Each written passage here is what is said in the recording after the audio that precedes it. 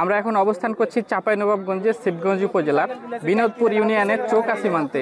এই সীমান্ত মূলত সকাল থেকেই উত্তেজিত।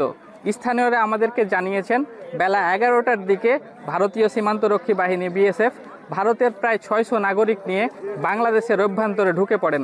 তাদের অভিযোগ বাংলাদেশিরা তাদের গম কেটে নিয়েছেন। এমন অভিযোগে বাংলাদেশি আম গাছ সহ বিভিন্ন ফসলের ক্ষতি করেন তারা। এ সময় বিজিবি এবং স্থানীয় বাসিন্দারা তাদের তেড়ে দিলে তারা মূলত পালিয়ে যান ভারতে।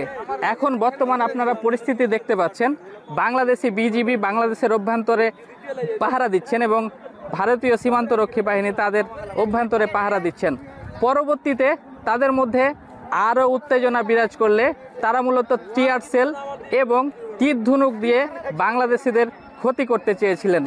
এ সময় বাংলাদেশি প্রায় 30 থেকে 40 জন ব্যক্তি আহত হয়েছেন। বর্তমান পরিস্থিতি কিছুটা স্বাভাবিক। তো এই ছিল আমার কাছে চৌকা সীমান্ত থেকে সর্বশেষ।